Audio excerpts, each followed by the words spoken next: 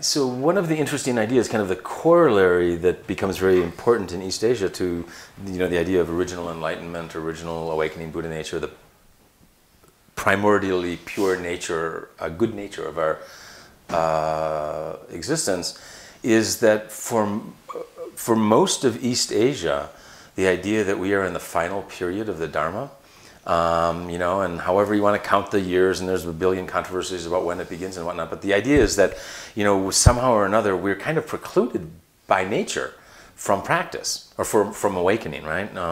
So we kind of need to end up in the Pure Land of Amida, and because the Pure Land is not in samsara, right? The art of samsara, there we can perfect our Buddhahood. But so for a lot of East Asia, though, how to balance the notion of, primordially awakened and yet factually stupid and deluded and degenerate becomes an issue. And it's kind of interesting because for all of East Asia, the fact that we're living in the final period of the Dharma, and we are by definition, pratakjana or tadano bompu, right, just ordinary beings who are outside the Dharma and incapable of practice, doesn't close off avenues of practice. It opens up new avenues.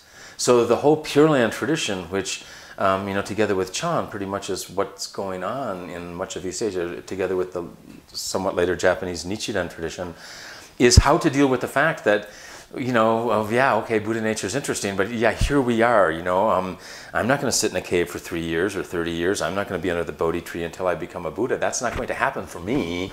Now what do I do? So, kind of how to work those two things are interesting. And as I said, it didn't end people's practice. It didn't preclude them. It kind of opened up new avenues. We have to figure out something for us to do. But it's not going to be the heroic person, that's going to achieve Buddhahood and save all sentient beings. And for me, now, I'm teaching at an elite liberal arts institution. We have to have little, psychological breathing things for our students because perfectionism is an issue. And it's like, okay, you might get an A- someday. You don't need Prozac. It's all right, right?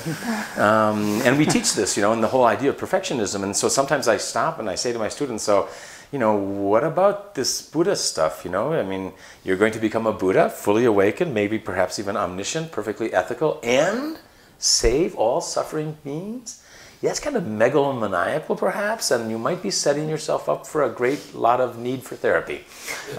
So in East Asia, that idea that we are ordinary worldlings, yet we have this Buddha nature becomes a big issue, whether it's Dogen going to China, wondering about why do I have to practice if I'm already originally awakened, to the other Pure Land traditions that are just trying to, like, what do we do? I'm a householder. I yell at my kids. I say I'm not going to be snarky, and then I'm snarky immediately, right? What do we do now? So that's another interesting aspect of the Buddha nature story, is what do we real beings do? What do we, that's a wonderful upaya perhaps, but I'm living here and I've got kids that piss me off, right?